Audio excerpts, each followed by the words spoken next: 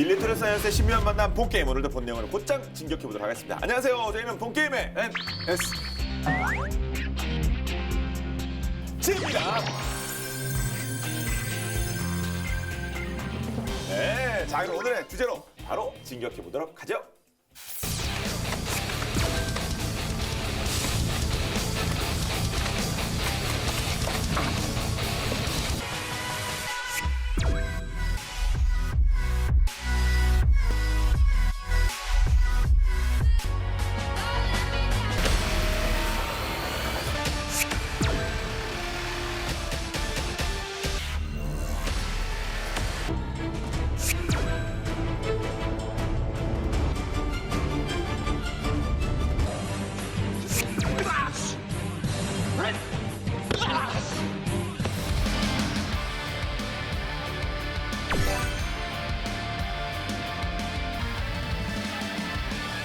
네, 자, 오늘의 주제는 세계의 군용 무술입니다. 네, 오늘 좀 저희가 아주 귀한 분을 원쌤이 정말 바쁘셔서 그래서 오늘은 스페셜 게스트를 모셨습니다. 해양경찰청 중부해양특공대 교육팀의 팀장이신 우리 안웅태 팀장님 모셨습니다. 안녕하세요. 네, 안녕하십니까. 반갑습니다. 네.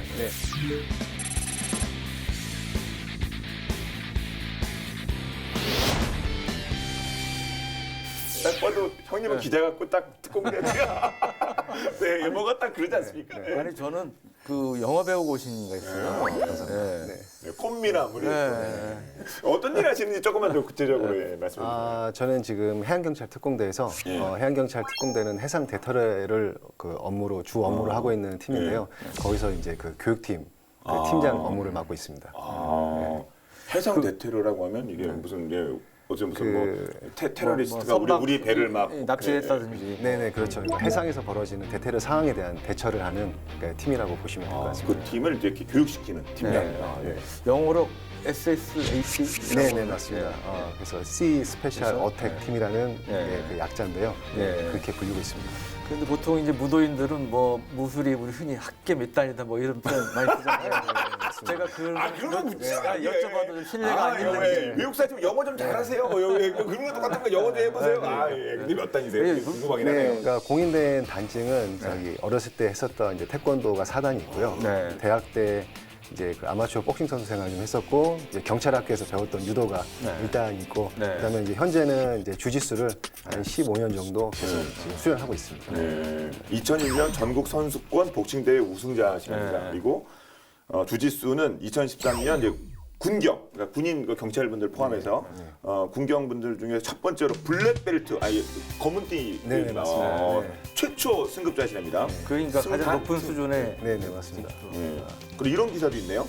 2017년 월드 폴리스 앤 파이어 게임 서브미션 그래플링에서 1위.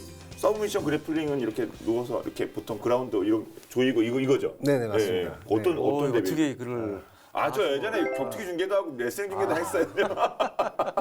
근데 잘 알아요. 잘하는 건 아닌데 나름 좀 해요.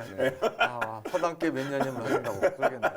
근데 어떤 대회입니까? 그 경찰 소방 올림픽이라고 불리는 대회인데요. 이제 그 대회에서 이제 서브미션 그래플링이라는 대회는 그 이제 흔히들 아시겠지만 그래플링은 뭐 유도, 뭐 레슬링, 그다음에 뭐 삼보, 그다음에 우리가 이제 흔히 하는 뭐 씨름이라든가, 그다음에 이제 제가 하고 있는 뭐 주짓수 같은 그런 맞잡고 싸우는 운동들의 그 총합을 이제 그래플링이라고 표현을 하는데요. 이제 그 대회에서 1등. 운이 좋아서 잘 경기가. 그 성공한 사람들 1등. 그러니까 성공한 사람들 꼭 이래. 겸손하기까지 하시네. 운이 좋았고 나의 문제는 뭐냐면 꼭 이렇게 얘기하시더라고요. 배운 곡이 나온 것 같아요. 나의 성공은 운이고 그리고 나의 잘못을 얘기해야 된다. 이건데. 그 상대는 누구셨습니까? 기억나세요? 1위에 이겼는데. 상대는 그때 이제 스웨덴 선수였던 거 기억이 나는데 이름은 이름까지야? 이름이 좀 어려워서 기억을 잘 못하고 있습니다. 바이킹의 바이킹 근접 잘하는데. 형님 뭐 단 있으세요? 형님 단 없죠? 난 태권도입니다. 난저 우리 정말? 아이고, 야. 그렇게 안 보이지만 저 아로티 장교에서 그러니까 그 일단 있어야 된다니까요. 눈치. 눈치는 형님 많죠. 한 7단 이상일 거. 입신, 9단이지 입신이니까요. 내가 7단 이상 됐으면 이렇게 안 살았지. 너무 국방부를 대놓고 얘기해서 너무 폭격해라 이런 얘기 하셔서 그래야 되잖아요. 근데 저거 있잖아요. 그 특종 9단. 예. 그럼 이제 우리나라 이제 군용 무술이라고 해야 될까요? 특공 무술. 우리나라 특공 무술 그거는 역사라는 걸 좀 정리 좀 해주시는. 네, 저도 무술 전문가는 아닌데 그 이제 우리가 상식적으로 보면 일반 무술의 경우는 보통 이제 자기를 보호하기 위한 일종의 이제 뭐 호신술 비슷한 뭐 그런 차원에서 한다면 특공 무술은 이제 그야말로 특수부대들이 일격의 적을 무력화하거나 또 뭐 최악의 경우 적을 죽여야 되잖아요. 네. 그러니까 이제 그런 면에서 어떤 면에서 이제 치명적인 이제 기술을 포함하는 이제 그런 무술이라고 볼 수가 있고 옛날에 이제 1968년에 1.1 사태라고 들어보셨죠? 그렇죠. 예, 그때 네. 이제 북한 특수부대가 네. 청와대 뒷산까지 내려와가지고 우리 청와대를 습격하려고 했던 사건인데 그때 이제 그 북한의 최정예 부대가 124군 부대라고 있어요. 거기 이제 게릴라 31명이 서울에 침투를 했는데 그때 김신조 씨가 혼자서 이제 3명을 우리 입장에서 우리 제압하는, 국군이. 제압하는 이제 그런 것에 이제 충격을 받아서 우리 군이 개발한 게 이제 바로 특공 무술이라고 합니다. 근데 북한 우리 무술은 격술이라고 그러나요? 네. 우리 팀장님 북한군 무술 좀 아시면 설명을 좀 하시면 될 것 같아요. 뭐 직접 접한 적은 없고요. 네. 이제 제가 평양 안 가셨어요? 평양을 가고 싶었는데 네, 냉면도 먹고 그래야 되는데 네. 못 갔습니다. 네. 아니 그 해병수색 때 뭐 그렇다 예. 제가 듣기로는 그래서 격술에 대항하려고 저희가 특공무술을 만들었다는 얘기를 들었거든요. 네. 그래서 아마 저희가 알고 있는 특공무술의 모습과 이제 많이 좀 흡사한 걸로 알고 있고요. 그리고 또 뭐 가라데의 영향을 좀 받았다는 얘기도 들은 적이 있습니다. 네. 북한의 격술이 네네. 가라데요. 태권도도 있는데 아마 다르겠죠. 물론 네, 이제 그렇죠. 그 태권도 영향도 많이 받았고요. 네. 그래서 하여튼 특공 무술은 우리가 이제 검은 베레라고 불리는 특전사에서 이제 활용을 주로 하고 있고 그 해병대 수색대에서도 특전사 그 특공 무술 교범을 이제 도입을 했는데 무족도라는 이름을 붙였어요. 그래서 우리 팀장님이 또 해병대 수색대 출신이시잖아요. 네, 맞습니다. 네. 네. 그러니까 무족도에 대해서도 좀 말씀을 해주시면. 태권도를 기반으로 해서 네. 이제 만들어진 무술이다 보니까 이제 아무래도 좀 타격기 기술들이 많은 그런 모습이라고 이해하시면 좋을 것 같습니다. 네. 그리고 우리가 이제 그 아덴맘 점령 작전으로 유명한 해군의 이제 대표적인 특수부대가 UDT-C이 있어요. 근데 이 UDT-C는 그 대테러 작전이라든지 뭐 인질 구출 작전 등을 위해서 이 종합적인 전술 체계 이거를 이제 무사트라고 그러죠. 네, 맞습니다. 무사트 이거를 이제 개발을 했다고 볼 수가 있죠. 무적도 뭐 무사트. 전 솔직히 이게 처음이라 이거 무적도 네. 무사트. 그래서 네. 이거 좀 영상 같은 거 없나요? 이거 영상 있어요. 여보. 좀 설명 좀. 네. 무적도 무사트?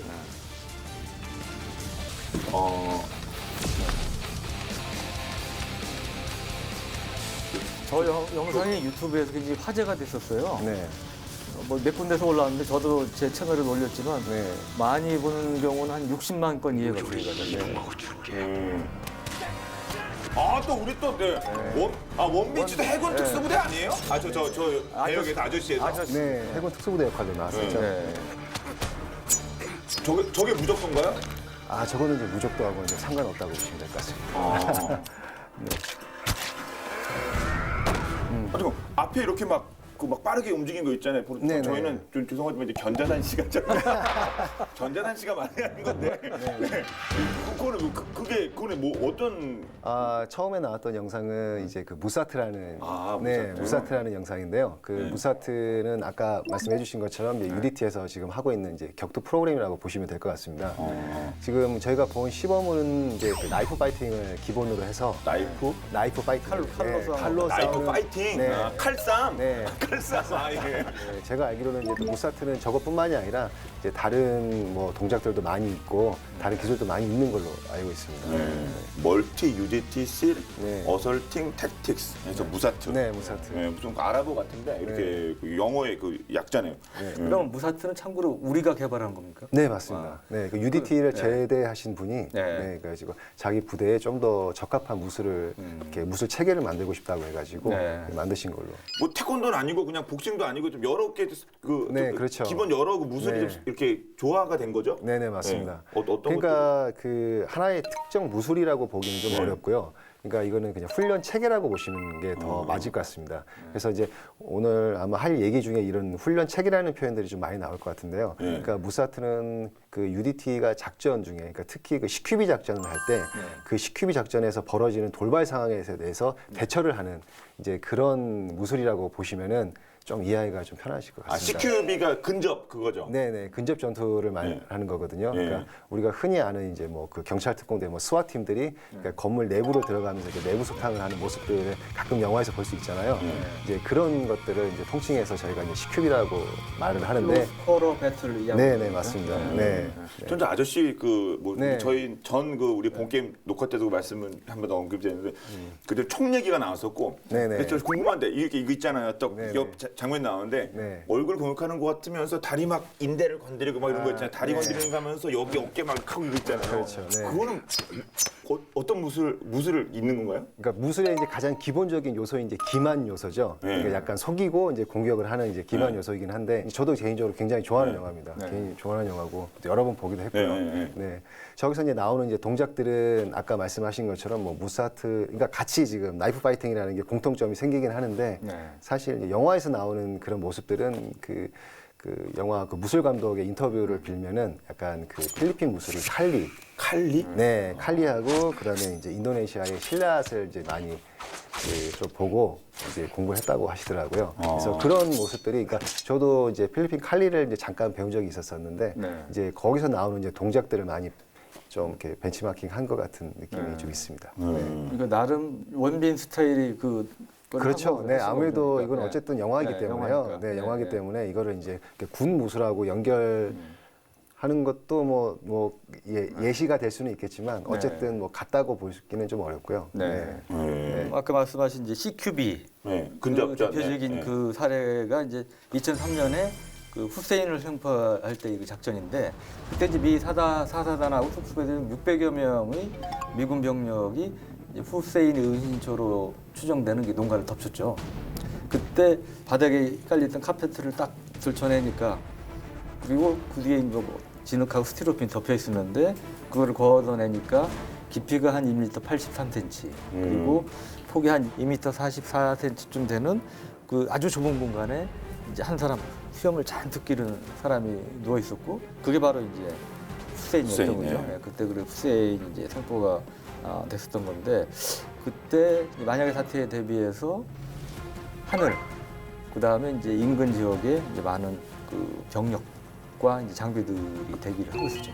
소소의 특수부대원만이 이제 후세인을 잡기 위해서 이제 걸어 들어갔던 거죠. 생포지 않습니까? 네. 그러니까 그냥 사살을 목적으로 들어가면은 사실은 이제 지금 오늘 주제인 뭐 군용 무술이나 이런 게 이렇게 많이 필요 없겠죠. 네, 어쨌든 뭐 사람이 뭐 죽이는 것보다는 예. 맨몸으로 죽이는 것보다 사살하는 것보다는 뭐 무기를 이용해서 사살하는 게 훨씬 더 빠르니까요. 근데 이제 이거를 저희가 생포를 해야 되다 보니까 그래서 이제 자꾸 이제 근접 격투가 이제 벌어지게 되는데, 그러니까 이라크 뭐 전 당시에 이제 저희가 저희가 아니죠. 이라크 전 당시에 이제 그 미군들이 조용히 갔다 오신 거 아니에요?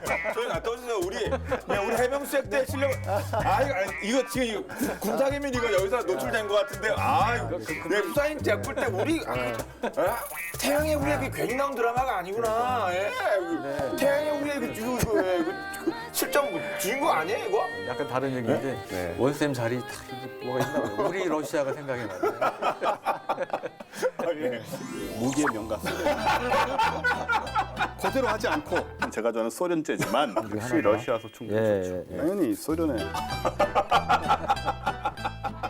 그래서 이제 우리 종전 2년 후에 소련에서는 우리란 말은 제가 했네요 지금. 예. 어쨌든 뭐 그러다 보니까 이제 작전 지역에 들어가서 그 가택 수색을 하는 경우가 많았다고 합니다. 네. 가택 수색을 하는데 사실 그 중동 사람들 이렇게 히잡도 쓰고 있기도 하고 다들 또 체격도 크기도 하고 그래서 이게 범인과 그러게요. 민간인의 이게 구분이 쉽지 않았다고 하더라고요. 네. 그래서 이제 범인을 또 색출하는 과정 중에서도 아무래도 이제 또 그 옆에 있던 사람들이 민간인이지만 또 가족인 경우도 있고 하니까 네. 이게 생포하는 과정 중에 이제 그 가족들과의 몸싸움.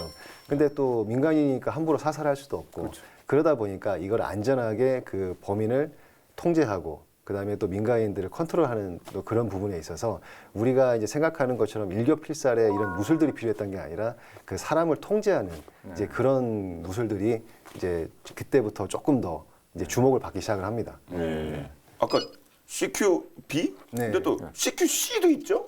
네. CQC. 근데 그 BC는 뭔 차입니까? CQB는 아까 말씀드린 것처럼 이제 그 내부 소탕을 하기 위한 이제 그런 과정. 근데 그를 무기를 들고 가는 과정이라고 하면은 CQC는 크로즈 커터 컴뱃이라고 해서 거기서 이제 맨몸으로 벌어지는 격투 상황을 통칭해서 이제 CQC라는 표현들을 쓰고 있습니다.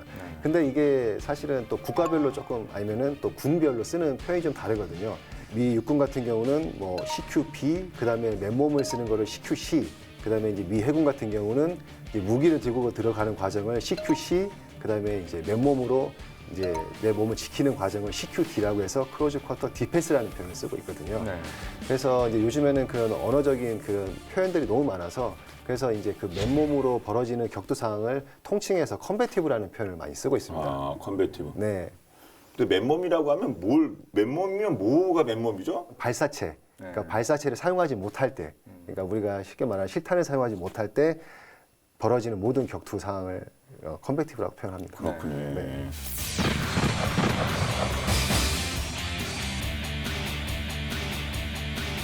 컨베티브 지금까지 저희가 본 게임 많이 처음 들어봤는데 이거 우리나라에서 이게 뭐 컨베티브 도입이 됐나요? 네, 컨베티브 우리나라도 그 이제 실전적인 백병전 기술 그 향상을 위해서 2014년부터 네. 육군에 이제 그 부사관 학교라고 있어요. 네. 부사관들을 그쵸. 양성하는 네. 교육교환인데 거기서 처음으로 이 격투기 및 전투 체력 단련 과정을 도입했는데 이게 바로 팀장님 말씀하신 컨베티브 네. 예, 코스죠. 예, 근데 미군의 경우 실제로 이 컨베티브 훈련 체계가 실전에서 그 사상자를 줄이는 데 상당한 역할을 했다고 그래요. 그래서 실제로 그 근접 전투 시에 적 제압 비율이 75%에 달한다. 그런 통계도 있다고 합니다. 네. 근데 그 미국 쪽 그 컨베티브 그쪽에 또 초초 전문가시라면서요? 아, 네. 네. 그 제가 이제 그 해양경찰 특공대에서 네. 그 근접 격투 이제 교관을 맡고 있다 보니까 어떤 쪽이 좀 더 실전적일까? 아까 네. 기자님도 말씀해 주셨지만 어쨌든 실전을 가장 많이 겪고 있는 거는 지금 미군이기 때문에 네. 그래서 미군에서는 어떤 컨베티브를 하고 있는지 알아보고 그래서 이제 다행히 또 저희가 경찰이지만 또 그 직업 특성상 또 군하고 또 연결된 고리들이 많아서 네. 이제 다행히 또 기회가 좋아서 또 미군에 가서 이제 그 교육 프로그램들을 다 수료할 수가 있었습니다. 근데 미군들이 좀 우리 팀장님보다 좀 나이 어리지 않았습니까? 그 나이 어린 군인들은 네. 같이 이렇게 하는데 어려움 없으셨어요? 그러니까 이제 사실은 뭐 저는 지금 이제 해양경찰 특공대에서 이제 교관을 하고 있는 사람이고 네. 이제 거기는 이제 교육생들의 교육에 제가 들어가는 거였거든요. 그래서 이제 그쪽에서 말할 때도 이제 처음에는 이제 뭐 굳이 교육까지 네가 받을 필요 있겠느냐, 그냥 이제 와서 그냥 참관만 해도 되지 않겠느냐. 근데 저 입장에서는 근데 같이 일단은 몸을 좀 부대끼고 해봐야 이게 이제 훈련 강도라든가 이런 거에 대한 좀 피드백이 확실히 올 것 같아서 네. 그래서 이제 직접 참여를 했고요. 그러니까 보통 그게 이제 기초 군사 학교에서부터 시작이 되는 교육이다 보니까 그 교육생들이 뭐 나이 차이가 많이 나는 친구는 한 20살까지도 차이가 나는 네, 그다음에 이제 뭐 애들이라고 하면 안 되겠죠. 네, 10대 후반도 있었겠네요. 네, 그렇죠. 네, 그 일찍 오는 친구들은 또 나이가 굉장히 어린 친구들도 있어서 그래서 이제 그 체격들도 크고 네, 그래서 좀 힘들긴 했었습니다. 그래서 이제 그래도 이제 같이 이제 또 몸을 부대끼면서 또 훈련을 하다 보니까 같이 정도 많이 들고 나중에는 이제 그냥 한국말도 좀 배워가지고 저한테 이제 저는 그냥 형이라고 불러줬으면 좋겠는데 또 어디서 배웠는지 형님. 삼촌이라고 하더라고요. 오, 그러니까 어디서 또 그걸 배워가지고 삼촌이라고 하더라고요. 형이라고 해달라면 형이라는 소리를 듣고 싶어서 하는 건데 뭐 삼촌이라고 하면 안 되는 건데 그렇잖아요. 왜? 자꾸 엉클이랑 그 브라더랑 같나? 맞습니다. 근데 그 훈련하는 영상도 또 그 미군들 훈련 근접전 훈련 영상이 준비되어 있는데 네, 보면서 2006 where I 좀 스모 같은데요? competed all 4 years. 아, 레슬링. 레슬링처럼 많이 비슷하죠. 네. 그러니까 이게 이제 그 교육 과정이 끝난 후에 그 컨베티브를 가지고 이제 그 경기를 하는 영상입니다. 그러니까 컨베티브 토너먼트라고 하죠. 그러니까 모든 게 다 집약된 그런 상태겠죠. 네, 맞습니다. 네. 딱 봐도 좀 네. 팀장님보다 좀 젊은 힘드셨겠습니다. 저러다가 실제로 다치는 경우는 안 생깁니까? 갇히는 경우도 많이 있습니다. 네. 아무래도 몸이 이제 계속 부딪히는 과정이다 보니까요. 그러니까 보통 뭐 기어라고 그러나 이렇게 그 머리에 좀 쓰고 머리 보호하기 위해서 쓰고 뭐 그게 하는 이제 경우가 교육 많아요. 과정에서는 네. 이제 그렇게 하는데 네. 그 저기 토너먼트에서는 아, 그 토너먼트이기 때문에 안 쓰고 네, 하는. 프로그램의 이제 좀 특성이 이제 실전을 가장한 훈련들이 좀 많다 보니까요. 많다 보니까 실제 그 타격을 맞아봐야 네. 그 공포에 좀 적응하는 법이 생긴다고 해서 네. 그래서 일단은 그 맞는 연습들을 좀 시킵니다. 맞는 연습들을 시키고 이제 아까 그 영상에서 나왔었던 그 선수 중에 한 명이 제가 이제 미군에 있을 때 미군에서 교육을 받을 때 이제 같이 그 교육 받았던 군인인데요. 아, 실제로. 네, 실제로. 그래서 저 영상을 보고 굉장히 반가웠었는데 나중에 이제 요거 캡처해가지고 한번 보내줘야 될 것 같습니다. 네. 그쪽 방송에도 나올 테니까. 네. 2014년에 CQC 교관, 그러니까 미국 기준입니다. 교관 자격 과정 수료. 네. 그리고 MACP 근접 격투 프로그램. 네. 그거를 마지막 지도자 과정까지 수료. 그리고 미 육군 특수부대 성지라고 할 수 있는 미국 포트 브레그에서 특수전 부대들의 컨베티브 교육까지 수료. 네. 다음에 미국에 계시는 거 아니에요? 미국에. 이런 거를 5자로 화려한 경력. 아, 그렇죠. 그 스펙이 막 예.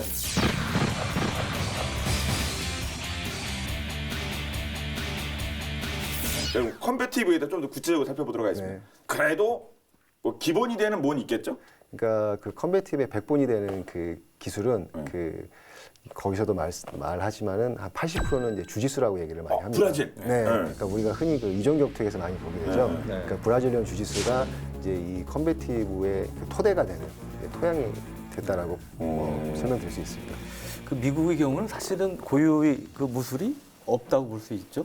예민한 부분이긴 하지만 네. 어쨌든 그 무술이라는 카테고리 안에 네. 있는 것들이 없다라고 보기가 좀 편하죠. 그러니까 아는 게 별로. 그러니까 뭐 사실은 레슬링을 만약에 무술이라고 본다면은 뭐 미국은 오래전부터 레슬링을 해오고 있기 때문에 이제 그 부분을 이제 볼 수가 있긴 한데 이제 무술은 이미 뭐 스포츠로 보는 경향이 좀 많아서 그 레슬링은 무술로 보통 보지는 네, 않잖아요. 보지는 네. 않다 보니까 근데 이제 그 외에 이제 세계 여러 나라 무술들이 있는데 왜 브라질의 주짓수가 말씀하셨다시피 네. 그런 백본이 됐을까요? 이 미군에서 이 자체적으로 그 조사를 해봤답니다. 그러니까 미군이 이제 그 가지고 있는 그 전투력에 대해서. 네. 근데 뭐 아시다시피 뭐 미군이 가지고 있는 뭐 전투력은 뭐 세계 최강이라고들 많이 화려하지 않습니까? 근데 이제 한 가지에서 좀 뭐 약점이 드러났었는데 그게 이제 백병전 전술이었다고 하더라고요. 네. 어디가 이제 그 백병전 전술이 잘 돼 있는지 네. 알아보니까 이제 그 러시아 이제 그때 당시 이제 소련이었겠죠. 이제 러시아의 그 삼보가 제일 그래도 효과적인 백병전 기술로 이렇게 조사 결과 나와서 그래서 이제 그걸 받아들일까 이제 고민하던 찰나에 근데 아무래도 이제 원래 뭐 냉전도 겪었던 시기이기도 하고 그래서 네. 이제 그 러시아의 무술을 그냥 받아들이기가 조금 거꾸러운 부분이 아마 있었을 거라고 그러기에는 좀 약간, 제 생각에는 이제 그러다 보니까 고민하던 찰나에 이제 그 1993년에 그 UFC라는 대회가 미국에서 시작이 됩니다. 뭐 남자분들은 많이 아실 텐데 한국에 지금도 많이 인기가 있죠. 인기가 많죠. 이제 거기에서 이제 그 브라질리언 주짓수가 이제 처음 이제 어떻게 보면 미국에 알려지게 된 계기가 되죠. 근데 또 거기서 또 경기에서 또 정말 뭐 재미난 거는 또 그 삼보 선수를 또 주짓수 기술로 이기는 또 시합도 뭐 나오기도 했었었고요. 그때 시합에 나왔던 선수가 이제 그 호이스 그레이시라는 선수인데 레전드죠, 레전드. 네네. 이제 주짓수를 하는 사람들 같은 경우는 거의 다 이분을 보고 전설이죠. 전설이죠. 그러니까 이분을 보고 많이 운동들을 시작했는데요. 그러니까 저도 뭐 여담이지만 작년에 이분을 만나고 왔습니다. 예. 그 우연찮게 저기 오키나와 그 미군 기지에 같이 이제 훈련하러 갔다가 훈련하러 훈련하러 갔다가 이제 또 거기에 그 미군에서는 또 좀 약간 절대적인 인물이시기 때문에 네. 거기도 이제 또 세미나를 오셨더라고요. 사실 복장은 딱 보면 그냥 뭐 유도 같긴 해요. 주짓수. 네, 맞습니다. 입으신 것도 그렇고. 네, 그러니까 일본의 전통 무술인 그 유술이 이제 브라질로 넘어가면서 이제 그 주짓수라는 게 이제 시작이 됐는데요. 그 일본의 유도가인 이제 마에다 마치로가 이제 브라질로 이주를 해서 이제 본인이 이제 실전 경험을 통해서 그 경험했었던 그 기술들을 정리를 해서 카르로스 그레이시와 엘리오 그레이시라는 그 브라질리언 사람들한테 그 기술을 이제 전파하게 됩니다. 네. 그래서 이제 그 체계를 이제 하나씩 정리를 해서 이제 현재 그 브라질리언 주짓수의 모습이 되었고요. 아까 그 UFC에서 그 우승했던 그 호이스 그레이시가 엘리오 그레이시의 이제 아들입니다. 그래서 이제 집안 무술처럼 어떻게 보면은 무술처럼 이렇게 전파가 되다가 이제 지금은 이제 전 세계에 많이 전파가 됐죠. 가업 비슷하게 됐군요. 그렇죠. 네, 맞습니다. 네. 저희가 주짓수는 그 블랙벨트를 따는데 한 10년 정도가 걸린다고 보통 얘기들을 하거든요. 네. 근데 이제 뭐 아시다시피 이제 뭐 군 생활을 하면서 뭐 10년 동안 그런 운동을 뭐 무도를 하기가 쉽지가 않은 부분들이 좀 있어서 호이스 그레이시의 형이 이제 호리온 그레이시라고 있습니다. 이제 그분이 이제 이 시합을 뛰었었던 건 이제 호이스 그레이시였는데 그 미 육군에서 이 컨베티브 프로그램을 만드는 과정 중에 호리온 그레이시한테 건의를 했다고 합니다. 조금 더 이제 우리가 그 군인들이 쓸 수 있는 무술로 좀 정리를 좀 해달라. 약간 변형이면 변형으로. 네네네. 정리를 좀 해달라. 그래서 그 호리온 그레이시가 그 군에 맞게 어쨌든 그 짧은 기간 동안 이 주짓수의 장점들을 전파할 수 있는 방법들로 해서 그 기술을 좀 집약적으로 이렇게 많이 나오는 상황들에 대한 대처를 할 수 있게 정리를 해가지고 최초에 이제 집어 넣어줬고 이제 그게 이제 현재 그 컨베티브의 이제 토대가 되어서 지금까지 이제 연결돼서 진행되고 있습니다. 또 그럼 이제 그 군용 무술 중에서 뭐 주짓수가 많이 이렇게 뭐 백본이 되긴 했답니다만 네. 그럼 이제 좀 몇 가지 좀 뭐 가르쳐 줄 수 있는 게 있나요? 실전에서 작전에서 어떻게 쓰이는지. 작전에서 어떻게 쓰이는지요? 뭐 자세라든가.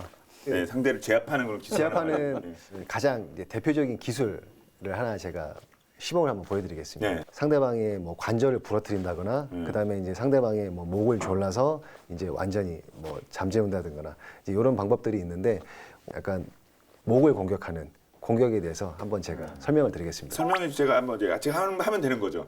아닙니다. 그냥 계시면은 제가 한번 해드리겠습니다. 제가 공격하는 거 아니고요? 네, 이게 한번 당해보셔야 목절림을 당해. 네, 당해보셔야 이게 느낌이 어떤 느낌인지 알게 되거든요. 자신 있게 말씀드릴 수 있는 게 주사보다 안 아픕니다. 네, 알겠습니다. 그럼 네네. 어떻게 일단은 사람이 있을 때 가장 많이 노출되어 있는 약점이 어디냐면 여기 목이거든요. 목. 그래서 공격자 입장에서는 가장 먼저 공격을 해야 될 부분 중에 하나입니다. 네. 그래서 원래 짐승들의 싸움에서도 항상 목을 먼저 공격하지 않습니까? 그래서 목덜미를 문다. 그렇죠. 네.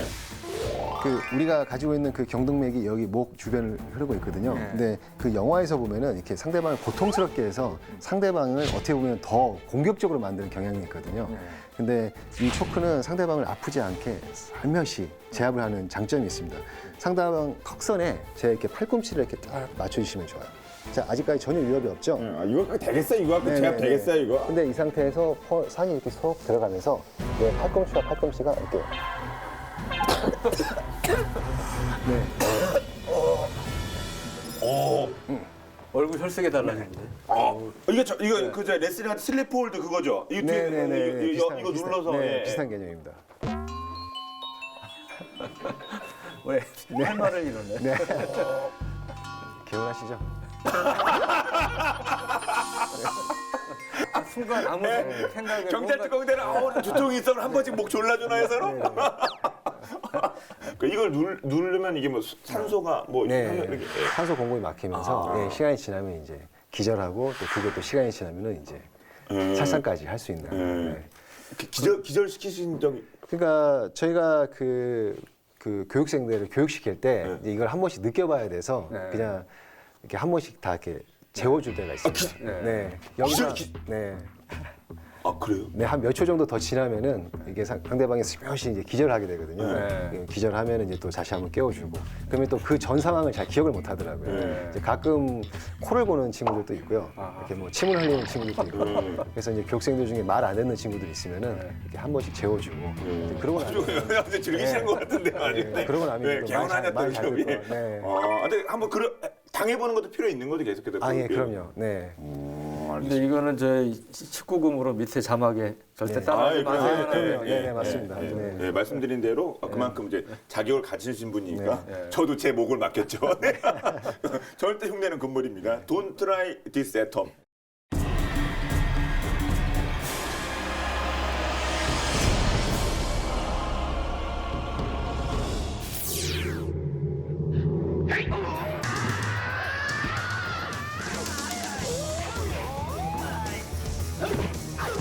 절권도를 창시한 무술가이자 쿵푸 영화의 전설적인 스타 이소룡. 그리고 세계 복싱 헤비급 챔피언 무하마드 알리. 모두 자신의 무술과 격투 분야에서 신화적인 인물로 남은 인물인데요. 이들에게는 공통점이 또 있습니다. 바로 국가도 인종도 활약했던 분야나 격투 스타일도 다른 두 사람이 대한민국 대표 무술 태권도를 배웠다는 것인데요. 게다가 두 사람의 태권도 스승조차 같은 인물이라는 사실 알고 계셨나요?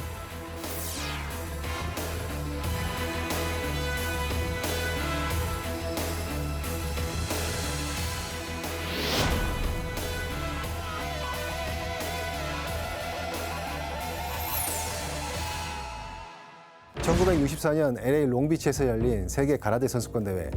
이 대회 이후 이소룡의 인생은 180도 달라지게 되는데요. 많은 관객들 앞에서 화려한 절권도를 선보이며 사람들의 주목을 받게 되고 이후 영화에 출연하며 이름을 떨치기 시작하기 때문이죠. 뿐만 아니라 이날 이소룡은 훗날 자신의 태권도 스승이 되는 인물과도 처음 만나게 되는데요. 바로 송판격파 시범을 선보이며 미국인들에게 태권도가 무엇인지 보여준 이중구 사범입니다.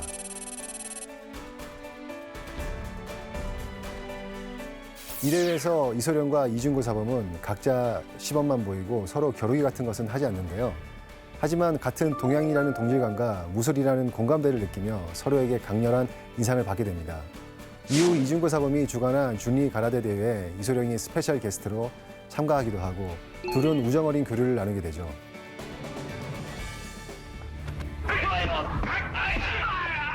이소룡 영화를 보면 옆 차이가 많이 나오죠. 몸이 거의 공중부양되듯 날아오르며 시원시원한 액션을 선보이는데요. 하지만 원래 쿵푸에는 옆 차이가 없다는 사실 알고 계셨나요? 영화 속 이소룡의 화려한 액션이 탄생하게 된 이유도 바로 태권도 덕분인데요. 이소룡은 중국 무술의 손기술만으로는 한계가 있다고 느끼고 이중구 사범에게 태권도 발차기를 가르쳐달라고 했고 이중구 사범은 이소룡에게 옆차기를 비롯해 돌려차기, 뒤돌려차기 기술들을 다양하게 가르쳐줬던 것입니다. 사실 이소룡이 이중구 사범보다 9살이나 아래였는데요. 하지만 두 사람은 각별한 무술 동료로서 서로 존중하고 아끼며 서로의 장점을 공유했습니다. 또한 두 사람은 1973년 영화 흑권에 함께 출연하기도 하는 등 돈독한 우정을 과시했습니다. 이중구 사범은 세상에서 가장 유명한 무술인 이소룡에게 발차기를 전수했을 뿐만 아니라 가장 세계에서 강한 위대한 복서 알리에게도 태권도의 원리를 이용해 바늘로 찌르듯 주먹을 날리는 에큐펀치를 가르쳤는데요. When you hit a man, as soon as you hit him, you turn it. It's a quick. Isn't that what you used on Sonny Liston? This is a little different. It's just a little different. That was called the anchor punch. Now this is called the unique acupunch.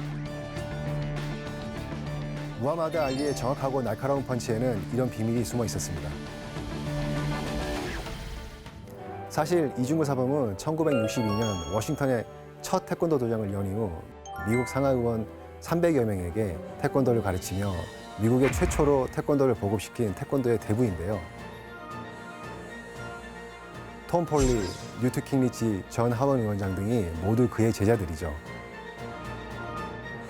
이중구 사범은 미국에서뿐만 아니라 1989년 옛 소련 공산국가에서도 최초로 태권도 수련을 합법화시키고 태권도를 보급했는데요. 태권도 민간 외교관으로 활동하며 2007년에는 러시아의 세계평화의회로부터 세계평화상을 받기도 했습니다. 한국에서보다 미국에서 더 유명한 이중구 사범의 위상은 그야말로 대단한데요.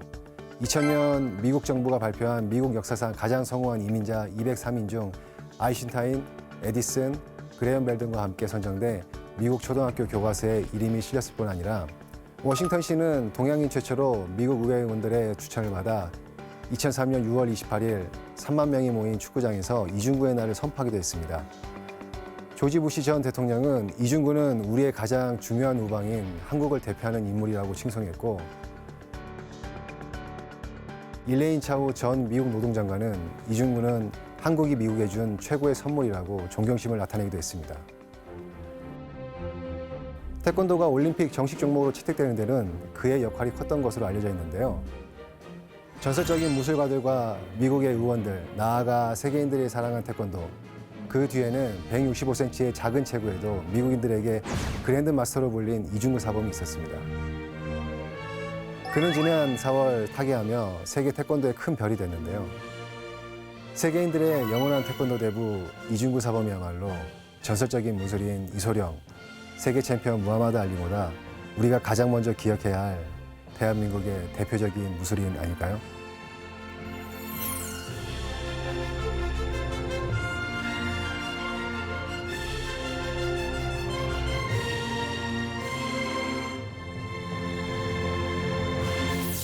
미국 쪽 그 무술 책에 대해서 많이 봤는데 군용 무술 책에 러시아 좀 삼보. 네, 삼보. 근데 시스테마는 뭐예요? 시스테마는 무슨 말이에요? 시스테마는 그 러시안 말로 네. 그 영어로 표기하면 시스템. 시스템을 러시안 말로 시스테마라고 이렇게 이해하시면 좋을 것 같고요. 이 시스테마는 이제 무술의 아까 그 무사트를 설명할 때도 얘기했던 것처럼 이걸 무술의 일종이라고 보기에는 좀 힘들고요. 그러니까 훈련 체계라고 보시면 좋을 것 같습니다. 그러니까 전쟁을 통해서 러시아도 이제 그 전쟁에서 살아남는 모든 이제 방법들을 총망라해서 정리해 놓은 것들을 이제 시스테마라고 이해를 하시면 좀 편할 것 같고요. 네. 그 삼보 역사는 좀 기본 정리가 필요할 것 같아요. 그 삼보는 이제 현재 러시아의 국기인데요. 네. 근데 90년 전에 이제 레닌이 이끄는 혁명군이 백병전을 효율적으로 수행하기 위해서 이제 맨손 격투기를 원래 고안이던 겁니다. 근데 일본의 뭐 유도라든지 지중해라는 레슬링, 몽고, 아제르바이잔 등 이제 민속 씨름 이런 것들을 이제 혼합을 해서 실전에서 유용하게 활용할 수 있는 그런 걸로 이제 만든 건데 우리나라에도 많이 알려졌죠. 격투기 황제 표도르. 네. 표도르의 무술로도 유명하고 푸틴 대통령도 이 또 삼보 유단자라고 그래요. 네, 맞습니다. 그리고 국제 삼보 연맹 명예 총재직. 푸틴 대통령도 보면 참 재밌는 분이에요. 마초의 그 정점인 것 같습니다. 마초. 권력이 예, 무슨 보면 뭐, 아까 우통 벗고 나와가지고 또 네. 오토바이 큰 거. 자랑하고 그러지 않습니까? 네. 이게 저게 저게 이제 그 하여튼 러시아의 그 총망라한 건가요? 뭐 네. 유도 비슷하기도 하고 레슬링 비슷하기도 하고. 네, 맞습니다. 그러니까 이제 그 흔히들 유도와 그 레슬링이 혼합된 모습으로 이제 많이들 얘기를 하거든요. 네.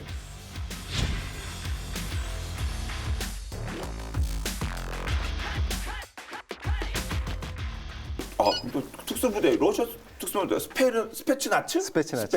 네, 예. 스페츠나츠. 이분들 얘기 또 저희가 또 하지 않을 수 없겠는데. 네, 이제 러시아 이 대표적인 특수부대가 이제 스페츠나츠인데 이 코만도 삼보는 이제 맹손 격투뿐 아니라 그래플링, 네. 이 이제 그래플링이라고 그러죠. 칼이나 총 같은 무기를 활용한 이 싸움을 이제 포함하고 있는 그야말로 실전을 목적으로 만들어진 그런 그 시스템이라고 이제 볼 수가 있고 뭐 이게 무술만 한 분이 아니고 과학자, 공학자, 물리학자까지 동원해가지고 어떻게 하면 인체 공학적으로 가장 효과적으로 상대방을 무력화하고 제압할 수 있을까?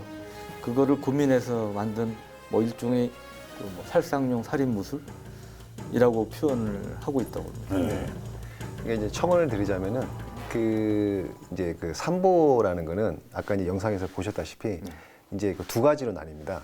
그러니까 일반적인 그냥 삼보와 그다음에 이제 군인들이 하는 컴뱃 삼보. 그 컴뱃 삼보가 아까 기자님 말씀하신 것처럼 그 이제 코만도 삼보라고 불리기도 하고요. 그 차이는 그냥 삼보의 경우에는 타격을 배제한 상태에서 아까 보신 것처럼 이제 그래플링 쪽, 그러니까 뭐 매치기와 조르기, 꺾기 등을 이용해서 상대방을 제압하는 방식이고요. 그다음에 이 컴뱃 삼보, 코만도 삼보 같은 경우는 거기에 타격을 섞어서 타격을 섞어서 이제 상대방을 타격을 섞고 그다음에 또 매치기까지 해서 상대방을 제압하는 이제 그런 룰입니다. 또 이제 공격적이고 더 공격적이죠. 치명적이고. 네, 아무래도 그렇겠죠. 러시아 알아봤고 앞서 미국 또 다른 나라도 이렇게 근접전 네. CQ, C 또 CQC. 어느 나라 또 네네. 이스라엘의 또 크라브마가가 이스라엘도 빼놓을 수가 없죠. 이스라엘 크라브마가가 좀 또 유명합니다. 네. 이 이스라엘의 크라브마가는 그 히브리어로 근접 전투라는 말이고요. 그다음에 크라브가 전투, 이제 마가가 접촉. 그러니까 근접해서 싸우는 이제 이런 방식들을 얘기를 합니다. 근데 여기서도 또 다시 한번 또 등장을 하는 얘기지만 또 크라브마가도 이게 무술이 아니라 시스템이라는 얘기를 많이 합니다. 그래서 이 이미 리치텐필드라는 분이 그 군경력을 토대로 해가지고 자기가 했던 그 무술들을 그 군에 맞게 이렇게 다시 한번 정리를 한 무술이라고 보시면 좋을 것 같고요. 또 이스라엘이 또 징병제지 않습니까? 그래서 이 크라우마가에서 핵심적으로 다루는 그 철학은 운동신경이 있는 군인도 있을 수 있고 또 없는 군인도 있을 수 있고 또 체격이 큰 군인 또 뭐 너무 또 체격이 작은 군인 또 여자들 또 이런 모든 군인들이 누구나 또 쉽게 접할 수 있게 그 무도의 그 좀 어려운 점들을 좀 더 단순하고 간략하게 이제 만든 시스템이라고 보시면은 조금 이해하기가 좋으실 것 같습니다. 저희가 이제 얼마 전에 동영상 보고 놀란 게 미국에서 이 전철 안에 권총 광두가 등장했는데 그 한 시민이 크라브마가를 제압하는 그러한 장면이 있었어요. 그래서 이제 그것도 제가 보고 놀랐고 몇 년 전에 이제 우리 군의 특전사에서 네네. 어떤 분이 사령관 계실 때 이 크라브마가가 실전에서 굉장히 좋을 것 같다. 그래가지고 배우라고 지시를 해서 그 우리 특전사 요원들이 그 훈련하는 모습을 본 적이 있는데 우리 쓰는 표현으로 살벌하더라고요. 네. 아주 정말 좋게 표현하면 실전적이고 그래서 이게 좀 지금까지 우리가 접했던 그런 무술하고 좀 다른 그런 느낌. 저는 무술은 잘 모르지만 네. 그런 느낌이 딱 느껴졌습니다. 네, 맞습니다. 근데 그 크라우마가 하여튼 뭐 이렇게 그 훈련하는 방법도 네네. 아주 그냥 막 철저하다면서요? 네, 그래서 그 크라브마가가 이제 그 단계들이 이렇게 있습니다. 단계들이 있고 아까 그 말씀드린 것처럼 이게 체계를 만드는 거기 때문에 또 민간인들이 또 하는 그 훈련 체계와 군인과 경찰들이 또 하는 훈련 체계가 조금씩 다릅니다. 또 성격이 좀 다르겠죠. 그래서 그 민간인들이 하는 훈련 체계는 좀 더 호신술에 가깝고요. 호신술에 가깝고 그다음에 이제 그 군인이나 경찰들이 하는 거는 아까 그 3부에서도 그 코만도라는 표현이 들어갔었는데 여기서도 이제 그 코만도 크라우마가라고 해가지고 조금 더 이제 주짓수가 더 보강이 된 상태의 그 모습으로 되어 있다고 합니다. 그래서 아마 그 주짓수가 그 크라우마가에 조금 더 그 좀 접목이 된 이유는 그 미군에서 그 컨베티브의 주짓수를 사용하는 이유하고 비슷하지 않을까 싶은데요. 이제 계속되는 실전을 겪다 보니까 거기에서 조금 더 필요성을 느껴서 이제 그 도입을 한 것 같습니다. 또 다른 나라 특수부대도 이 크라브마가 이거 많이 그 적용되고 있다면서 활용이라고 해야 될까요? 네, 도입이라고 그러니까 해야 될까요? 그 1980년대부터 미국의 CIA라든지 FBI, 그다음에 최정예 특수부대인 델타 포스를 시작으로 해서 이제 크라브마가를 훈련에 도입을 했고 이스라엘 외에도 여러 특수부대, 우리 특전사에도 한때 이제 그랬고 네. 그 PMC, 그러니까 민간 군사기업 여기서도 이제 크라브마가를 도입을 했다고 합니다. 미군의 경우는 뭐 항상 해외에서 전투를 하고 있기 때문에 해외 파병 부대 내에서 그 유단자들이 이제 부대원들에게 교육을 하는데 인기가 좋다고 그래요. 이게 미군 같은 경우에도 이제 호평을 받고 있고 그 왜 그런가 했더니 미군은 이제 해외 파병이 되면 중요한 임무 중 하나가 뭐 이라크전의 경우도 초기에는 이제 이라크군을 제압하는 거지만 나중에는 주 임무가 치안 유지 아니겠습니까? 이제 그런 안정화 작전 측면에서 이제 민간인들을 상대해야 되는 경우가 많고 또 CQB가 이제 발생하는 경우도 많은데 이제 그런 경우 함부로 총 쏴서 제압을 하면 이게 폭동이 날 수 있잖아요. 거기 사람들이 흥분하고 그래가지고 그러니까 이제 그런 면에서 이런 흉기를 들고 덤비는 사람들을 제압하는 그런 용도로 이제 크라브마가가 말 그대로 유용하게 이제 활용이 되는 그런 면도 있었죠. 그럼 작전에서 제일 중요한 건그 작전 임무 성공 아니겠습니까? 그러니까 뭐 어느 나라에서 뭐가 나오면 다 이렇게 그냥 다 흡수하는 거죠. 네, 결국은. 그렇죠. 네. 그 어차피 사람이 가지고 있는 몸 구조가 다 비슷해요. 똑같지 않습니까? 그렇죠. 뭐 팔 둘, 뭐 다리 둘, 뭐 머리 하나고요. 그러니까 그러다 보니까 거기서 나올 수 있는 동작들, 행동들, 행동 방식이라든가 이런 게 대부분 다 대동소이하기 때문에 조금 더 효율적인 방법들을 찾는 거는 다 같은 이유인 것 같습니다. 네. 저희가 무슨 몇 조짜리 항공모함 얘기도 하고 무슨 뭐 잠수함 얘기도 하고 했는데 역시 그렇다고 하더라도 이 군용 무술은 계속해서 필요하지 않겠습니까? 요즘 뭐 미사일전, 그다음에 무인기, 무인무기 이런 것들이 상당히 역할을 앞으로도 그런 역할이 커지겠지만 결국은 극단적인 상황에서는 자기 몸을 지키기 위해서라도 그렇고 적의 핵심적인 뭐 요인이라든지 이런 제압하기 위해서도 그렇고 지금까지 우리가 얘기한 이런 군용 무술은 저는 아주 기본적인 것으로 상당히 중요하고 필요하다고 생각합니다. 네. 그러니까 인간의 진화는 1만 년 전에 이미 끝났다. 인간이 싸우는 모습도 싸우는 이유도 변하지 않는다. 예, 그게 이제 제가 마지막으로 드리고 싶은 말씀입니다. 이번엔 거의 명언 대열에 들어간 말씀 같아요. 명언 반열의 말씀이네. 네. 앞으로도 이제 계속해서 우리나라 바다를 지키기 위해서 우리 해양경찰청 중부, 또 중부뿐만 아니라 다 마찬가지죠? 네, 맞습니다. 써주시겠죠? 네. 오늘 바쁘신 시간 나와주셔서 진심으로 감사합니다. 지금까지 해양경찰청 중부해양특공대 교육팀 팀장이신 우리 안웅태 팀장님과 말씀 나눠봤습니다. 감사합니다. 네, 감사합니다. 네. 감사합니다. 네. 그리고 또 해병 출신이래. 왜 갑자기 그 경찰 분이 나오셨나? 해병 출신이다 하십니다. 네. 자, 이렇게 해서 오늘 본게임 여기까지 저희 함께 말씀 나눠봤고요. 다음 주는 더욱더 새롭고 흥미로운 주제로 찾아뵙도록 하겠습니다. 한 번 더 해야 되거든요. 네. 네, 지금까지 저희는 본게임의 지였습니다. 고맙습니다. 네, 감사합니다. 네. 아, 진짜로 시간이 너무 부족해서 장비 문제도 여쭤봤어요. 예. 개인 장비 못 쓰신다고 했죠? 저희 MP 있습니다. MP5. MP5. 가장 일반적으로 쓰는 거 쓰고 있습니다. 네. 우리 또 MP5 지금 대부분의 게임에서 지금 엄청 지금 방아지 당기고 있습니다. 아, 그렇습니까? 게임에서도 그 대표적인 대표. 그렇죠. 네. 연사 속도 좋고. 네, 맞습니다. 네. 반동점도 실제로 그런가요? MP5가? 예, MP5가 적중률도 좋고요. 예. 네, 괜찮게 됐었습니다. 근데 지금 이제 아무래도 9mm다 보니까 현대전에서 이제